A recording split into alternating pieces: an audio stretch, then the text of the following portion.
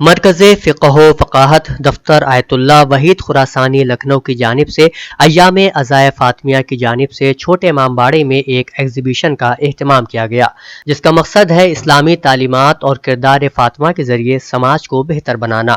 پیش ہے ایگزیبیشن کا منظر اور مولانا سید محمد ابوالفضل کا بیان۔ السلام علیکم ناظرین، ہم موجود ہیں چھوٹے امام باڑے میں، جہاں ایام عزائے فاطمیہ کے موقع پر ایک ایگزیبیشن کا اہتمام کیا گیا ہے۔ اس ایگزیبیشن کے بارے میں ہم آپ کو لے چلیں گے اندر، کہ بتائیں گے کہ یہاں پہ کیا چیزیں نصب ہیں اور کس طریقے سے اس کو سجایا گیا۔ لیکن اس سے پہلے ہمارے ساتھ موجود ہیں مولانا سید محمد ابوالفضل صاحب، جو آپ کو بتائیں گے اس ایگزیبیشن کے مقصد کے بارے میں اور یہ کب سے لگ رہی ہے، اس کی تفصیلات بیان کریں گے۔ السلام علیکم۔ وعلیکم السلام جناب، یہ اس کا مقصد کیا ہے اس ایگزیبیشن کو یہاں لگانے کا؟ بسم اللہ الرحمن الرحیم۔ ایگزیبیشن جو مصور زندگی نامہ حضرت زہرا سلام اللہ علیہا کا مقصد یہ ہے کہ جو آج کی دنیا میں ہر انسان یہ تلاش کر رہا ہے کہ ایک اس کو بہترین آئیڈیل مل سکے، اور ہر انسان ادھر ادھر بھٹک رہا ہے، باوجود یہ کہ خدا متعال نے ایک بہترین آئیڈیل ہر ایک کے لیے منتخب اور مقرر کیا ہے، کہ جو حضرت رسول خدا صلی اللہ علیہ وآلہ وسلم اور ائمہ اطہار اور خصوصاً صنف نسواں میں شہزادی دو عالم حضرت فاطمہ الزہرا سلام اللہ علیہا کی صورت میں، کہ اگر آج انسانیت ان کی زندگی پر توجہ کرے گا، ان کی سیرت پر غور کرے گا، تو یہ جتنی مشکلات ہیں، یہ جو آپسی اختلافات ہیں، یہ جو آپسی دوریاں ہیں، وہ سب کے سب ختم ہو جائیں۔ کتنے سال سے یہ لگ رہا ہے یہاں کے اوپر؟ یہ ایگزیبیشن الحمدللہ اس وقت چھٹا سال ہے کہ جو چھوٹے امام باڑے میں پہلی، دوسری، تیسری جمادی الثانی میں یہ لگتا چلا آ رہا ہے، اور ہر سال ہم لوگ کوشش یہ کرتے ہیں کہ حضرت زہرا سلام اللہ علیہا کی زندگی کے ایک گوشے کو بیان کریں۔ اس سال جو یعنی موضوع ہے اور جو ہمارا ٹاپک ہے وہ یہ ہے نظام رحمت پر کائنات قائم ہے، اور ہم رحمت للعالمین کی بیٹی حضرت فاطمہ الزہرا سلام اللہ علیہا کے ذریعے رحمت الہی کو، رحمت رسول اللہ کو، رحمت رسالت کو سمجھنا چاہتے ہیں، اور اس انداز سے بھی اس کو دیکھ سکتے ہیں کہ ابھی انسان خلق نہیں ہوئے ہیں، لیکن ان کا رہنما پہلے خلق ہو گئے۔ حضرت آدم ابھی انسان نہیں خلق ہوئے ہیں، لیکن رہنما کیوں؟ چونکہ خدا رحیم ہے، خدا رحمان ہے، خدا اپنے بندوں کو بھٹکتا ہوا نہیں دیکھ سکتا۔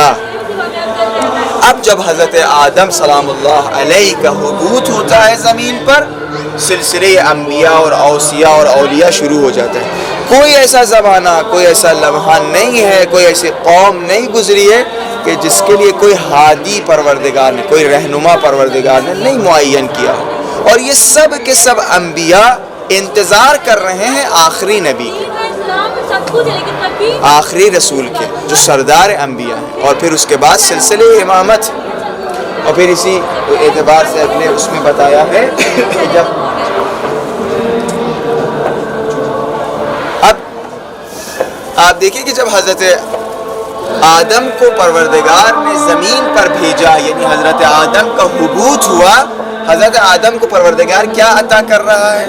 عقل، یعنی انسانوں کو پروردگار عقل عطا کر رہا ہے۔ یہ عقل وہ ہے کہ ابھی اگر ہم دین کے یعنی مد نظر نہ رکھے، جو بھی عاقل ہوگا اس کے پاس امید ہے، اس کے پاس توکل ہے، اس کے پاس حیا ہے، اس کے پاس تواضع ہے، اس کے پاس وقار ہے، اس کے پاس وفاداری ہے، جتنی اچھی چیزیں ہیں یہ عقل کی بنیاد پر ہے۔ اسی لیے ہم کہتے ہیں کہ اگر کوئی شخص اصول عقلائی پر عمل کرے، روز قیامت یہ کہے کہ اسلام کی آواز ہم تک کہ نہیں پہنچی تھی، ہم نہیں سمجھ پائے تھے، نہیں پہنچ پائی تھی اسلام کی آواز، پیغام، لیکن ہم تو اصول عقلائی پر عمل کر رہے تھے، تو اس کے لیے نجات کا راستہ کھلا ہوا ہے۔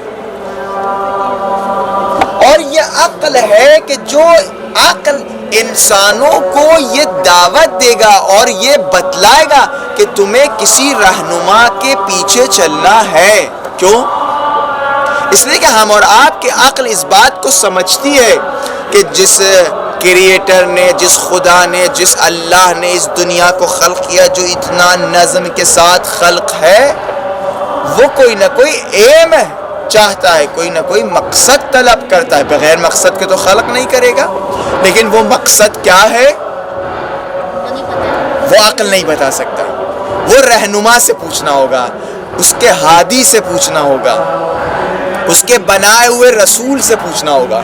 لیکن عقل کے مقابل میں جہل بھی ہے، جہالت بھی ہے، کہ جو عقل پر عمل نہیں کرتے تو وہ جہالت کے شکار ہوتے ہیں. اور جہاں جہالت آ جائے وہاں مایوسی ہے، وہاں جھوٹ ہے، وہاں بے حیائی ہے، وہاں بدگمانیاں ہیں، وہاں غرور ہے، وہاں کینہ ہے. اور جاہلیت کی 3 قسمیں ہیں. ایک قدیم جاہلیت جہاں خرافاتی رسم و رواج ہے. مثال کے طور پر کہتے تھے اگر کہیں وبا آ گئی ہے جیسے کورونا، کہتے تھے اپنے لباس کو الٹا پہن لے تو وبا ان تک کے نہیں پہنچے گی، وہ بیمار نہیں ہوگا. تو یہ خرافات ہے، سپرسٹیشن جسے کہا جا رہا ہے. سماج کو بانٹا ہوا ہے، اپر کاسٹ، یہ دلت، یہ وہ، یہ برہمان، یہ سب قدیم جاہلیت ہے. اس کے بعد دینی جاہلیت ہے. دین کے نام پر تشدد پسندی، دین کے نام پر شدت پسندی، یہ دینی جاہلیت ہے.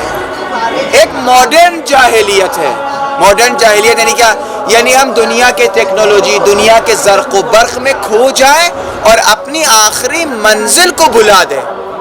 آپ ہیں، آپ ہی سے مثال، چونکہ آپ مخاطب ہیں، آپ کو خدا 200 سال عمر دے، 500 سال عمر دے، لیکن اس کے بعد تو چیپٹر از کلوز، چیپٹر ختم ہو جائے گا نا. اس کے بعد تو ایک نئی زندگی.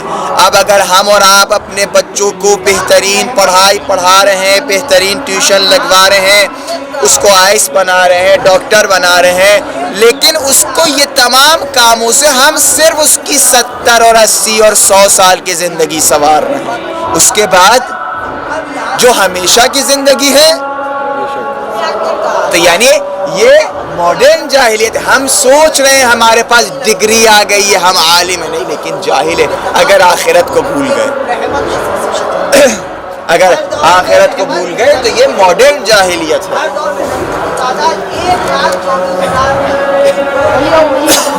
اسی لیے آپ دیکھیے کہ جو یہ پوری کائنات نظام رحمت پہ پروردگار نے خلق کیا، اور اسی نظام رحمت کی بنیاد پر پروردگار نے ہادی بنائے، رسولوں کو انتخاب کیا، انبیاء کو منتخب کیا. اب یہ سب کے سب رسول انتظار کر رہے ہیں آخری نبی کے، آخری رسول کے، تاکہ اللہ کی رحمت کو عام کر سکیں، اللہ کی رحمت کو پھیلا سکیں. اسی لیے مختلف کتابوں میں، توریت ہو، زبور ہو، انجیل ہو، مختلف کتابوں میں یا رسول کا نام، یا رسول کا تذکرہ، یا رسول کے صفات، یا رسول جس جگہ سے مبعوث ہوں گے، ظہور کریں گے، اس جگہ کی بات. مثلا فاران کی صحرا یعنی یہی جزیرۃ العرب، یعنی بعض کتابوں میں یہ کہ اہل عدالت ہے، اسماعیل کی نسل سے ہے، بہترین فرد ہیں، صفات کے ذریعے پہچانوایا. بعض کتابوں میں احمد کہا گیا، بعض کتابوں میں فارقلیت کہا گیا.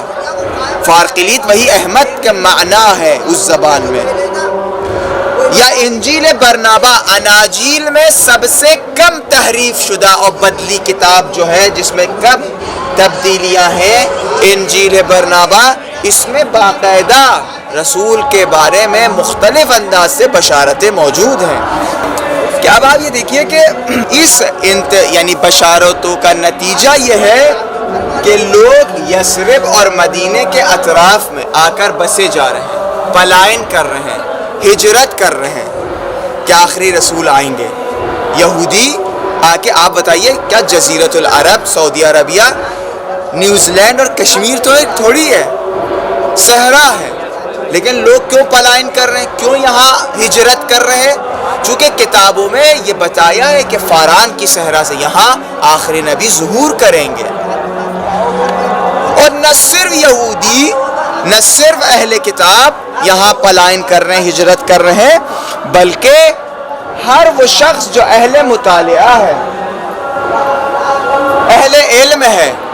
حضرت خدیجہ سلام اللہ علیہا کے جو اس دور میں ایک ایسی خاتون ہیں کہ جو آزادانہ تفکر رکھتی ہیں. آزادانہ تفکر رکھنے کا کیا مطلب ہے؟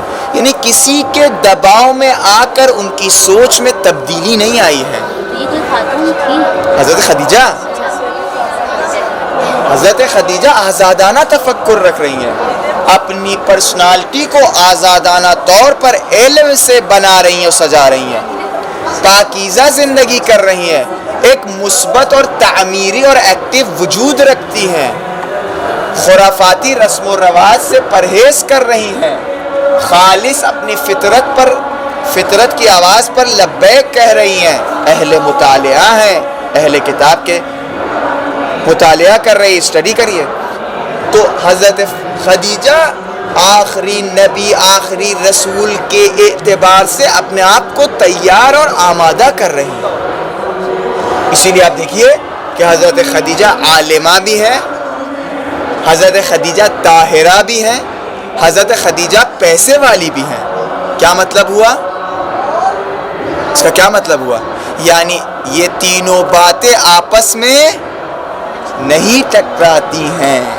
یعنی اگر کوئی خاتون عالمہ بننا چاہے، کوئی خاتون طاہرہ بننا چاہے، کوئی خاتون پیسے والا بننا چاہے، وہ بن سکتی ہے. ایسا نہیں ہے کہ عالمہ بننے کے لیے، علم کے لیے اس کو طہارت کا دامن، دین کا دامن چھوڑنا ہوگا. البتہ حضرت خدیجہ جو حضرت خدیجہ بنی اور یہ تمام معیارات اور کمالات اور صفات کو حاصل کیا، یہ حاصل کرنا سخت ہے.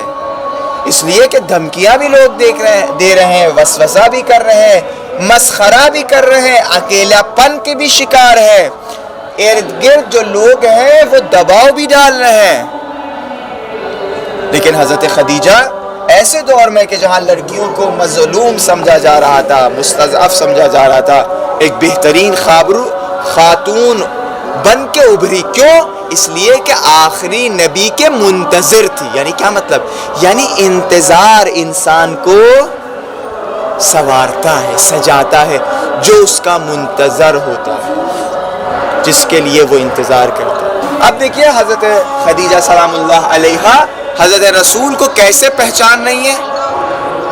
نبی ہونے کی نشانیوں کو یہی جو کتابوں میں بتایا گیا، اس کے علاوہ اخلاقی شخصیت کے با اخلاق ہیں، سماجی شخصیت، ثقافتی شخصیت، یعنی سماجی اعتبار سے ان کو امین کہا جا رہا ہے، وہ امانت دار ہے.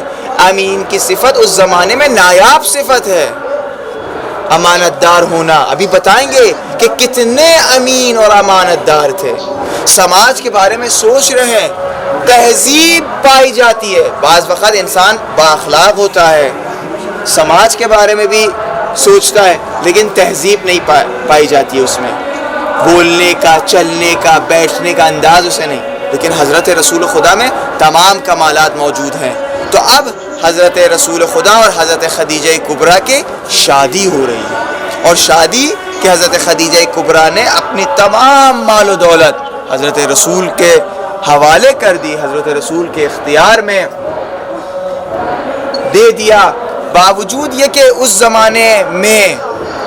زمانے میں حضرت رسول خدا صلی اللہ علیہ وآلہ وسلم اور حضرت خدیجہ کبریٰ سلام اللہ علیہا کہ جو ایک طاہرہ اور ایک امین کی صفت دونوں میں پائی جاتی ہے، جو دونوں میں نایاب صفت ہے، وہ ایک ساتھ ہو گئی شادی کے ذریعے.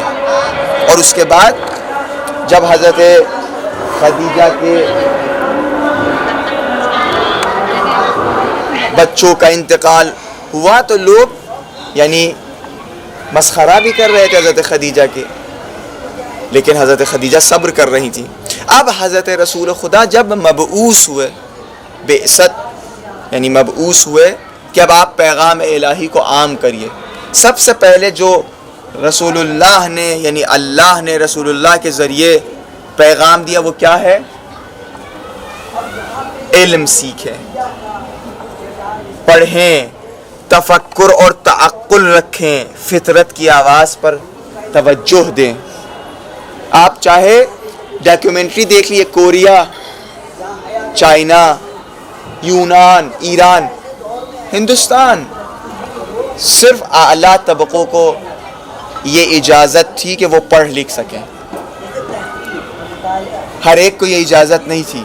لیکن اسلام جب آیا کہا پڑھو، لکھو، سوال کرو، سمجھو، فکر کرو. اس کا کیا مطلب ہے؟ یعنی اسلام چونکہ دین فطرت اور دین عقل ہے جو بتایا، کوئی بھی اس کی تعلیمات عقل کے خلاف نہیں ہوگی. اور اس کے بعد جو تعلیمات دی، تعلیمات 1500 آیت قرآن میں اخلاق کے اوپر ہیں. یعنی کیا؟ یعنی وہ باتیں ہیں کہ جو آپ اور ہماری فطرت میں موجود ہے. فطرت یعنی کیا؟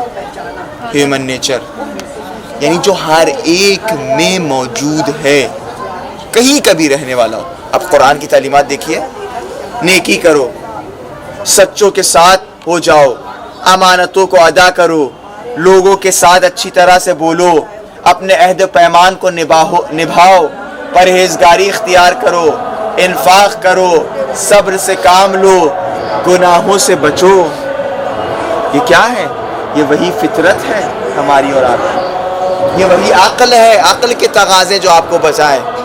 اس کے بعد 200 آیتیں صرف قرآن میں عبادتوں کے اوپر مشتمل ہے کہ جہاں عبادت کے بارے میں بتائی، احکام ہیں کیسے عبادت اللہ کی ہونی چاہیے.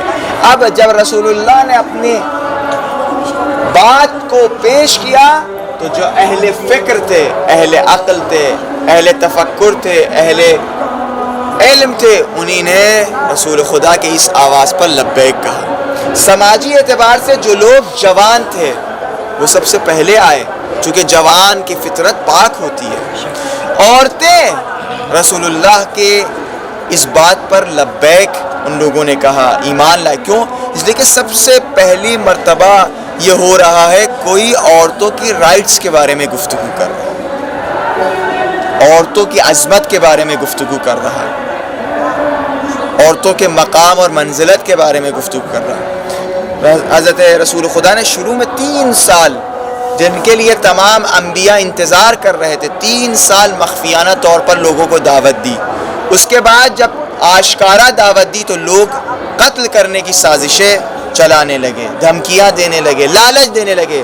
جب حضرت رسول خدا نہیں پیچھے ہٹے تو شدید ترین سیاسی اور سماجی اور اقتصادی محاصرہ کر دیا گیا، جس کو شیب ابی طالب کہتے ہیں، کہ جہاں رسول خدا کو شدید ترین قریش کی طرف سے دباؤ اور ظلم و ستم کیا گیا. اور اس شیب ابی طالب سے پہلے ان کے چاہنے والوں کو مشرکین نے قتل کیا، جیسے حضرت یاسر اور حضرت سمیہ کی شہادت ہے. اور پھر ان لوگوں نے یہ منصوبہ بنا دیا کہ ان کو چاروں طرف سے محاصرہ کر دیں گے تاکہ نہ کوئی ان کو غذا پہنچا پائے، نہ کوئی پانی پہنچا پائے. لیکن اس دوران حضرت ابو طالب اور حضرت خدیجہ رسول خدا کے 2 بازو بن کر کے نظر آئے. اور جیسے ہی شیب ابی طالب سے رسول خدا آزاد ہوئے تو 10ویں ہجری کے بعد حضرت خدیجہ اور حضرت ابو طالب کا انتقال ہو گیا. رسول خدا کو نہ صرف اس طریقے سے اذیت کی بلکہ روحی اور روحانی طور پر بھی رسول خدا کو اذیت دی. رسول خدا کو کہا گیا ساحر ہے، معاذ اللہ جادوگر ہے، یہ مجنون ہے، یہ ابتر ہے. جب رسول خدا کو جسمانی اور روحانی طور پر اذیت دی تو اب پروردگار متعال نے کہا اے رسول آپ گھبرائیے نہیں، انا اعطیناک الکوثر، ہم آپ کو کوثر عطا کریں گے. اب کوثر کے بارے میں رسول نے کیا کہا؟ ہم اور آپ اگر زندہ رہنا چاہیں تو ہمیں دل کی ضرورت ہے، ہمیں جگر کی ضرورت ہے، ہمیں آنکھوں کی روشنائی اور بینائی کی ضرورت ہے. آپ تصور کر سکتے کسی انسان کو کہ جس کے پاس نہ دل ہو، نہ جگر ہو، نہ آنکھیں ہوں؟ اگر سروائیو کرنا ہے آنکھوں کی روشنی اور آنکھوں کی بینائی ضرورت اور ضروری ہے. اب رسول خدا حضرت زہرا کے بارے میں کیا فرما رہے ہیں؟ نور و بصری زہرا ہماری آنکھوں کی روشنائی ہے. وہ قلبی زہرا ہمارے لیے قلب کی حیثیت رکھتی ہے. بضعۃ منی زہرا ہمارے لیے ہمارے وجود کے لیے ایک جز ہے, ہمارے جگر کے لیے ایک جز ہے. یعنی رسول خدا کی حیات وابستہ ہے زہرا سے, رسول خدا کی زندگی وابستہ ہے زہرا سے. اس کے بعد آگے آپ لوگ چلیے صلوات دیجیے.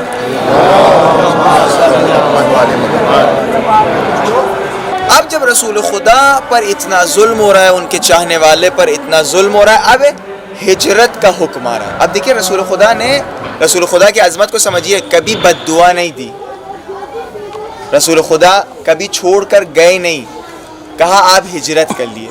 اب جب ہجرت کیا مدینے کی طرف, اب امیر المومنین کو وہاں مکے میں روکا رکھا کہ آپ جو امانتیں مشرکین کی ہیں, باوجود یہ کہ مشرکین کی وجہ سے کتنا اذیت ہوئے ہیں, لیکن کہا اے علی آنے سے پہلے یہ تمام مشرکین کی امانتوں کو واپس کریے. اس کے بعد جب مدینے پہنچے تو مدینے میں کیا بنایا؟ سب سے پہلے مسجد بنائی. شہر نبی کی مرکزی حیثیت کس کو حاصل ہے؟ مسجد کو. کوئی پوش ایریا بنا کر وہاں جا کر نہیں بسے, گورنر ہاؤس, پی ایم ہاؤس, یہ ہاؤس وہ ہاؤس نہیں. شہر نبی میں مرکزیت مسجد کو حاصل ہے. مسجد کا کیا مطلب ہے؟ مسجد یعنی لا الہ الا اللہ, مسجد یعنی توحید پر مبنی تعلیم و تربیت مبتنی, مسجد یعنی توکل کے ساتھ حلال رزق تلاش کرنا, مسجد یعنی انسانیت, مسجد یعنی توحیدی اخلاق حسنہ, مسجد یعنی توحید, مسجد یعنی خدائی رنگ. اب ہم آپ سے پوچھتے ہیں, ہم اور آپ اگر کوئی کمپنی بنائیں تو اس کا برانڈ ایمبیسڈر جو ہوتا ہے کوشش کرتے ہیں کس کو بنائیں؟ کوئی خوبصورت, کوئی لہیم شہیم, کہہ رہے ہمارا برانڈ ایمبیسڈر ہے. اب رسول اللہ نے ابھی تازہ شہر سجایا ہے, شہر بنایا ہے, شہر میں مسجد کو محوریت اور مرکزیت حاصل ہے. کس کو یہ حکم دے رہے ہیں کہ آپ مسجد کی طرف سب کو دعوت دیے؟ کس کو؟ حضرت بلال حبشی. اگر ہم اور آپ ہوں تو کیا کہیں گے؟ کیا آپ ایک افریقن کو؟ رسول خدا تازہ شہر ہے, یہاں زمیندار لوگ بھی آئے ہیں, مسلمان ہوئے ہیں, ایک سے ایک لوگ ہیں, آپ کسی رسول کہیں گے یہ شہر نبی ہے, یہاں پیسے والا رنگ کلر خاندان یہ سب مسئلہ نہیں ہے. اسی لیے مسجد میں بلا کے سب کو ایک صف میں کھڑا کر دیتے ہیں. اللہ اکبر, اللہ اکبر. اب یہاں جو پیسے والا ہوتا ہے, جو غریب ہوتا ہے, وہ خدا کی بارگاہ میں ساتھ کھڑا ہوتا ہے. وہ پیسے والا پیسے رکھ کے خدا کی بارگاہ میں شریک نہیں ہوتا ہے, آتا نہیں ہے. سب کے سب اب وہ ہوتے ہیں اور خدا ان کا خدا ہوتا ہے. یہ وہ شہر ہے کہ جہاں ایمانی اخوت, اسلامی اخوت کی بنیاد پر سجایا گیا ہے. یاد رکھیے گا, بہت اہم نکتہ اور اہم پوائنٹ ہے, شہر نبی میں صرف مسلمان زندگی نہیں کرتے تھے, غیر مسلمان بھی تھے. پہلی مسجد جی, غیر مسلمان بھی تھے. غیر مسلمان اس شہر میں زندگی بسر کر رہے تھے, لیکن غیر مسلمانوں سے بھی رسول خدا نے دوستی اور عہد و پیمان اور ان سے بھائی چارگی کی اور انسانیت کی بات کی. یہ وہ شہر نبی ہے کہ جہاں لوگ آسانی سے حضرت کے پاس تشریف لا سکتے ہیں. یہ وہ شہر نبی ہے کہ جہاں رسول خدا ہر ایک کی اچھی بات کو سنتے ہیں. یہ وہ شہر نبی ہے کہ جہاں نبی ہر ایک کو سلام کرتے ہیں, ہر چھوٹے بڑے کو سلام کرتے ہیں. یہ وہ شہر نبی ہے کہ جہاں نہ کوئی دروازہ بنایا گیا, نہ کوئی حصار بنایا گیا. آپ نے دیکھا ہوگا جو لوگ حکومتیں کرتے ہیں بڑی بڑی دیواریں بناتے ہیں, یہاں کوئی ایسا سلسلہ نہیں ہے. یہ وہ شہر نبی ہے جہاں نبی کے پاس کوئی باڈی گارڈ نہیں ہے. یہ وہ شہر نبی ہے جہاں لوگ سلامتی اور پاکیزگی کے ساتھ زندگی کرتے ہیں. یہ وہ شہر نبی ہے کہ جہاں لوگ اخلاق کی بنیاد پر, مہربانی کی بنیاد پر زندگی بسر کرتے ہیں. یہ وہ شہر نبی ہے کہ جہاں لوگ امنیت اور امن محسوس کرتے ہیں. اسی لیے آپ دیکھیے قرآن میں کوئی سی آیت آپ نہیں لا کر دکھا سکتے ہیں, رسول اللہ کی سنت آپ نہیں لا کر دکھا سکتے ہیں جہاں رسول اللہ نے یہ کہا ہو یا قرآن نے یہ کہا ہو اے رسول ان سے کہہ دیے کہ اگر کوئی نامحرم عورت ان کی نگاہوں سے گزرے تو نگاہیں نیچے کر دے. قرآن نے یہ رسول اللہ نے کبھی یہ حکم نہیں دیا کہ اگر مسلمان عورت گزرے تو نگاہیں نیچی ہوں, غیر مسلمان گزرے, یہ نہیں, بلکہ اگر کوئی نامحرم عورت ہو, یعنی اگر یہودی کی بھی لڑکی ہو, عیسائی کی بھی لڑکی ہو, مشرک کی بھی لڑکی ہو, اگر لڑکی ہو اور خاتون ہے نگاہیں نیچی ہونی چاہیے, اس لیے کہ یہ کسی کی بہن ہے, کسی کی ماں ہے, کسی کی زوجہ ہے, کسی کی بیٹی ہے. خدا کی قسم کوئی حکم نہیں لا کر دکھا سکتے ہیں جہاں یہ فرق قائل ہو اسلام اور رسول کی تعلیمات. دیکھو لوگوں سے انصاف کرنا اگر مسلمان ہو, لوگوں سے عدل سے پیش آنا اگر مسلمان ہو. یہاں تک کہ مولا علی, ان کے جانشین, ان کے داماد, ان کے بھائی کیا فرماتے ہیں کہ اگر جو واقعہ تھا کہ اگر اس یہودی کی عورت کے پیر سے جو پازیب یعنی پائل جو چھینی گئی تھی, اگر کوئی مسلمان اس بات کو اور اس واقعے کو سن لے اور وہ صدمے میں مر جائے تو حق ہے,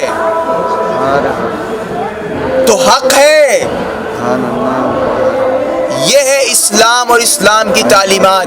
اب جو نظام بنایا پڑوسی الجار ثم الدار, پڑوسی کے نظام پر اس شہر کو سجایا. کیا مطلب ہوا؟ کہا 40 گھر ہر انسان کے اس کے پڑوسی ہیں چاروں طرف سے. ہماری طرف سے اگر دیکھیے 40 گھر, ان کی طرف سے دیکھیے 40 گھر, ان کا جو 40واں گھر پڑوسی ہوگا وہ ہمارے لیے 41 والا گھر ہوگا. ایسے ہی اگر آپ چلتے چلے جائے گا تو پورا شہر پڑوسی کے نظام پر سج جائے گا.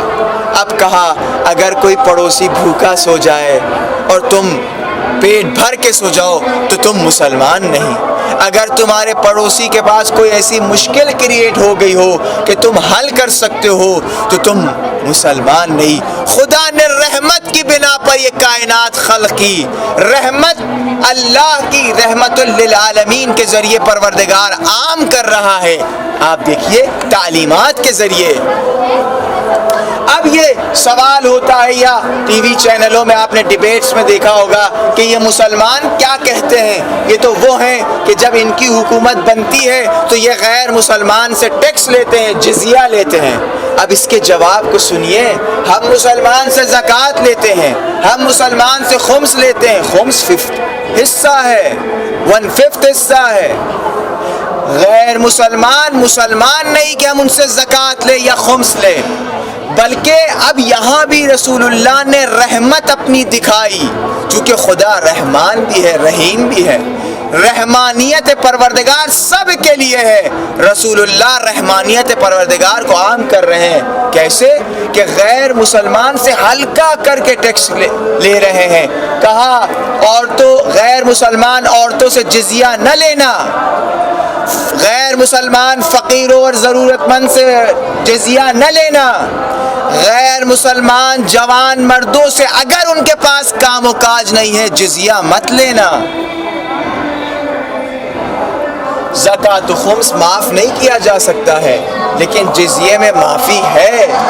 تو آپ دیکھ رہے ہیں کہ اس میں بھی رسول خدا نے رحمت للعالمین بن کر کے تمام حتیٰ غیر مسلمانوں کے لیے رحمت بن کر کے نظر آئے.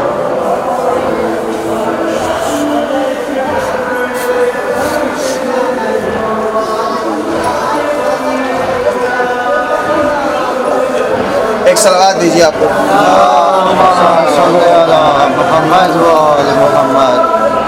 ایک اور صلوات بھیجیے. اللہم صلی علی محمد و آل محمد.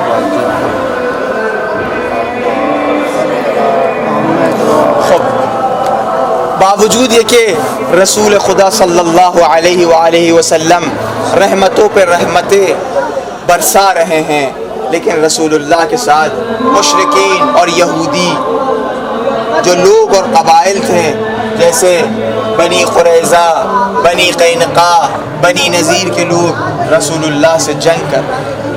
رسول اللہ اگر حکومت کرنے آئے تھے تو رسول اللہ اٹیک کرتے. رسول اللہ نے کوئی جنگ شروع نہیں کی ہے، کسی بھی قبیلے یا قبائل پر اٹیک نہیں کیا ہے، بلکہ جتنی بھی جنگیں تھیں وہ دفاعی جنگیں تھیں، ڈیفنس میں آ کر جنگیں کی ہیں. آپ بتائیے، بدر میں 313 ہیں، سامنے والے 1000 ہیں. احد میں 1000 ہیں، سامنے والے 3000 ہیں. خندق میں 3000 ہیں، سامنے والے 10,000 ہیں. جب اگر کوئی اٹیک کرنا چاہے، فتح حاصل کرنا چاہے، کیا 313 لوگوں کو لے کر جائے گا؟ پتہ چلا رسول کی جتنے جنگیں تھیں وہ دفاعی جنگیں تھیں، وہ ڈیفنس میں آ کے. اور خدا کی قسم، قانون جنگ رسول نے کیا عجب بتایا. کہا دیکھو، عورتوں پر ظلم نہ کرنا، بچوں کو قتل مت کرنا، عمارتوں کو نقصان مت پہنچانا، جنگلوں کو آگ نہ لگانا. یہاں تک کہ کہا اگر کوئی شخص مثال کے طور پر ڈنڈا لے کر آیا ہے، وہ قتل کرنے نہیں آیا ہے، چوٹ پہنچانے آیا ہے، تو تم اس کو قتل مت کرنا، مگر یہ کہ کسی کے ہاتھ میں شمشیر ہو. کہا اگر کوئی بھاگ رہا ہو اس کو امان دینا، بھاگنے دینا. جنگ سے پہلے رسول خدا ہدایت دے رہے ہیں، دیکھو جنگ نہ کرو، واپس چلے جاؤ. یہ کیا ہے؟ یہ وہی رحمت للعالمین کا اظہار ہے کہ ہم آئے رحمت پھیلانے، ہم آئے تم سب کو اللہ کی رحمت میں شامل کرنے. اور اس کے بعد نہ صرف یہ، بلکہ رسول خدا نے چاروں طرف جتنے ممالک ہیں سب کو خطوط لکھے.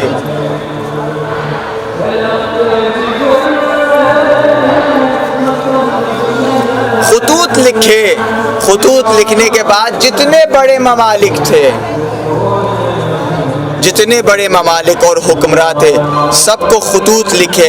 اور لکھنے کے بعد یہ کہا بسم اللہ الرحمن الرحیم. محمد بن عبداللہ سے آپ کی طرف یہ پیغام ہے کہ اسلام کو قبول کر لیے، توحید کو اپنا لیے. اگر اپنائیں گے تو آپ امن اور امنیت میں رہیں گے، اور اگر نہیں اپنائیں گے تو جو آپ کے ملک میں رہنے والے لوگ ہیں ان کی گناہ اور گمراہی آپ کے کاندھوں پر ہے. یعنی کیا؟ یعنی پھر رسول خدا یہ یاد دلا رہے ہیں، دیکھو ہم آئے ہیں اور ہمیں جانا ہے. اپنے سفر، یہ جو مختصر سا سفر ہے، اس کو صحیح راستے پر، صحیح جگہ، صحیح مذہب کو انتخاب کر کے تم اس راستے کو کامل کرو. یہ نہیں کہا رسول نے کہ اگر تم اسلام قبول نہیں کرو گے تو ہم تم سے جنگ کریں گے.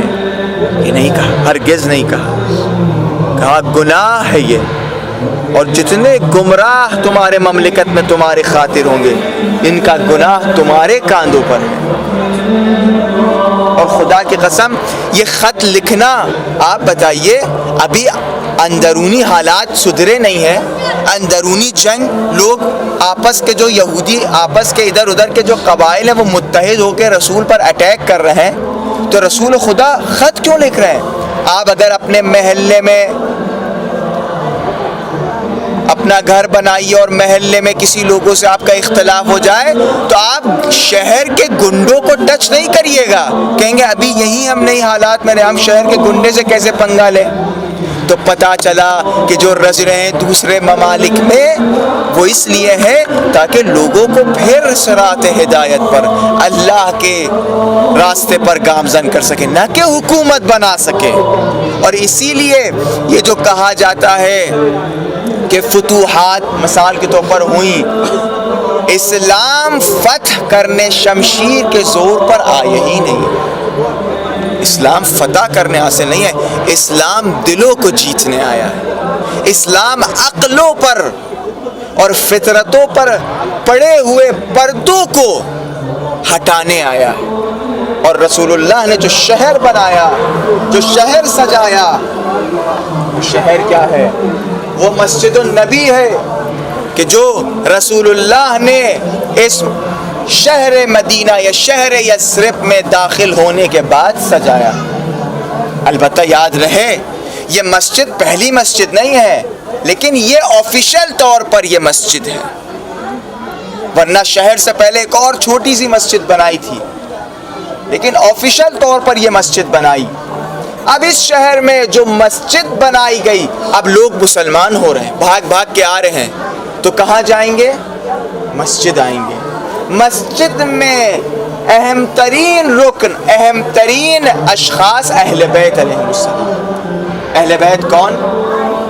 وہ کہ جو نہ یہودی دیکھتے ہیں نہ عیسائی دیکھتے ہیں. اہل بیت وہ کہ جو خود بھوک برداشت کرتے ہیں لیکن دوسروں کو بھوکا نہیں دیکھ سکتے. اہل بیت میں مرکزیت اور محوریت رسول اللہ کی بیٹی حضرت زہرا سلام اللہ علیہ، کہ جن کے بارے میں چاہے وہ آئے تطہیر ہو، چاہے وہ آئے مباہلہ ہو، چاہے غدیر کا میدان ہو، چاہے حدیث منزلت ہو، سب کے سب اہل بیت کے مقام و منزلت کو بتاتے ہیں کہ جس کی محور اور مرکزیت حضرت زہرا سلام اللہ علیہ.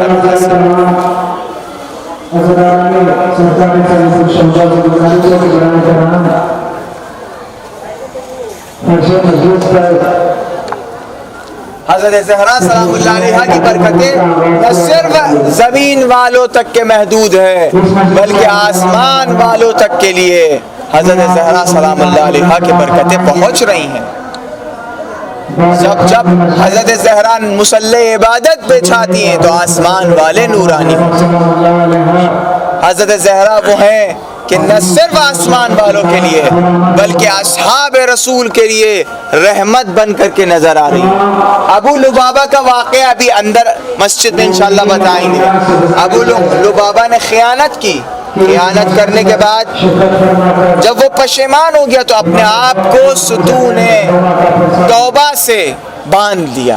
ایک ستون ہے جس کو ستون توبہ کہا جا رہا ہے، اس کے بعد باندھ لیا کہ جب تک رسول خدا ہمیں معاف نہیں کریں گے ہم اپنے آپ کو آزاد نہیں کریں گے. رسول اللہ نے حکم دیا اپنی بیٹی فاطمہ الزہرا سے کہ آپ جا کے اس کی رسیوں کو کھول دیے اور اسے آزاد کر دیے. اس نے کہا رسول نے کہا زہرا کا حکم ہمارا حکم، زہرا کی رضا ہماری رضا. آپ دیکھ رہے ہیں یہ مسجد النبوی ہے. یہ وہ مسجد ہے کہ جہاں رسول خدا نے تعمیر کی تھی. یہ مسجد کا محراب ہے، یہ رسول اللہ صلی اللہ علیہ وآلہ وسلم کا گھر ہے. یہ حضرت زہرا بی بی دو عالم کا گھر اور حجرہ ہے. اسی مسجد کے بالکل اینڈ میں ایک چبوترا تھا کہ جہاں اہل اصحاب صفہ آ کر بیٹھا کرتے تھے، جو غریب تھے، جو مسکین تھے. حضرت زہرا چکیاں چلا کے ان کو روٹیاں اور کھانا عطا کرتی تھی. ان کے پاس کوئی لباس نہیں ہوا کرتا تھا، حضرت زہرا ان کو لباس عطا کرتی تھی. اسی گھر کے اینڈ میں اور اسی مسجد کے چاروں طرف کچھ گھروں کے دروازے تھے جو مسجد میں کھلتے تھے، لیکن رسول اللہ نے اللہ کے حکم سے ان تمام گھروں کے دروازے بند کرا دیے سوائے در اہل بیت، در فاطمہ الزہرا. کیوں؟ تا قیام قیامت یہ پیغام رہے کہ دیکھو اگر تمہیں اسلام سمجھنا ہے تو یا رسول اللہ سے یا رسول اللہ کے اہل بیت سے. یہ وہی ستون توبہ ہے کہ جہاں ابو لبابہ نے اپنے آپ کو باندھا تھا. یہ ستون حنانہ ہے. یہ وہ ستون ہے کہ جہاں رسول اللہ ٹیک لگا کر خطبہ دیا کرتے تھے، لیکن جب منبر کو تعمیر کیا گیا تو اس ستون سے رونے کی آواز بلند ہوئی، آہ و فغاں کرنے لگا. تو اس کو اس لیے ستون حنانہ کہا جاتا ہے. اور پھر اسی ستون کے توسط سے منبر کو بنایا گیا. اب آپ یہ پورا जो मस्जिद आपको बनाया गया है आपके सामने ये बताने के लिए कि तो दर सैयदा कहाँ है, मस्जिद में। हज़रत रसूल खुदा मेहराब मस्जिद में नमाज पढ़ते, लेकिन जब नमाज शब पढ़ना चाहते हैं तो मेहराब मस्जिद को छोड़कर दीवार घर सैयदा पर आकर मुसल्ले इबादत बिछा कर नमाज पढ़ते। आप लोग देख सकते हैं ये वही दर है कि जहां रसूल खुदा के जाने के सिर्फ 9 दिन के बाद इस घर पर मुसलमान निमा अफराद ने आग और लकड़ियां जमा की थी। जब रसूल खुदा सल्लल्लाहु अलैहि वसल्लम इस दुनिया से रुखसत हुए, लोग अभी रसूल खुदा गए नहीं है, अभी 40 दिन तक तो गैर इंसान को पुरसा देते हैं, लेकिन रसूल खुदा के जाने के फौरन बाद लोग यहाँ आकर अपनी आवाज़ों को बुलंद कर रहे हैं, चीख रहे हैं, चिल्ला रहे हैं। हसनैन बच्चे इस घर की कनीज क्या ये नहीं पूछती होंगी कि हमसे कोई खता हो गई है? और जो मुसलमानों ने, जो मुसलमान नेपा अफराद ने जो इस घर पर आग और लकड़ियां जमा की है, जो आग लगाया है, वो सिर्फ दर सैयदा नहीं बल्कि मस्जिद में आग लगाई है, मस्जिद में आग लगाई है। और जो शख्स मस्जिद की बेहुरमती करे, उस जगह बेहुरमती करे कि जहाँ रसूलुल्लाह नमाज पढ़ते थे, नमाज तहज्जुद अदा करते थे, ये वो जगह है कि जहाँ रसूल आकर अस्सलामु अलैकुम या अहल बैत नबुव्वा कहा करते थे। कि ये मुसलमान हो सकते हैं? चलिए आप लोग ज़ियारत करिए। ये बात बहुत खुश आइंद है कि इस एग्जीबिशन में जवानों की तादाद ज़्यादा थी और बड़ी दिलचस्पी से उन्होंने यहाँ की चीज़ों को देखा और बयान को सुना।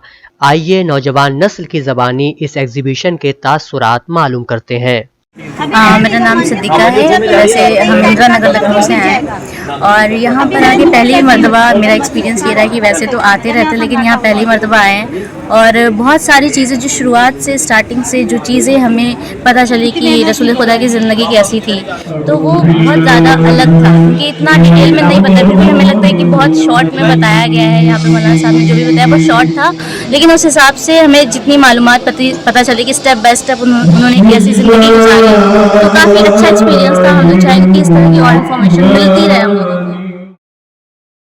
अस्सलाम वालेकुम, मेरा नाम रिजवान है। मैं एरा मेडिकल कॉलेज में अभी काम कर रहा हूँ। मैंने वहाँ से सुना कि आप एग्जीबिशन लगाए, हम लोग हर साल आते हैं, तो अभी जैसा कि इस साल भी मैं यहाँ पे आया और शरफ़ हासिल हुआ मुझे।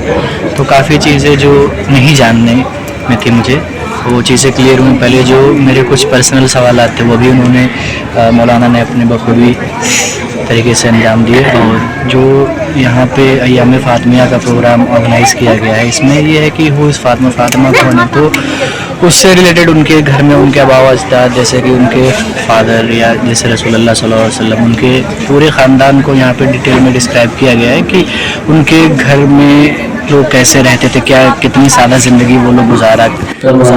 और उनसे हमें जो सीख लेनी चाहिए कि जैसे कि आज के टाइम पे ये है कि बहुत ज़्यादा आप किसी भी चीज़ में बिज़ी हैं और उसको पाने के लिए आप दुनिया और आखिरत से बिल्कुल पीछे हट गए। आपको कुछ पता ही नहीं, आप बस पैसा आज के टाइम पे है कि आप क्या करें कि आपको पैसा मिले, पर्पस आपका है ये है इंसान का कि पैसा मिले। तो यहाँ पे जैसा कि हमें आज फिर से एक बार रियलाइज़ हुआ कि नहीं, आप पहले अपनी आखिरत भी बनाइए और साथ में दोनों चीज़ें अंजाम दीजिए कि आपके लिए आप आखिरत भी ज़रूरी है और आपके लिए दुनिया की चीज़ें भी ज़रूरी है।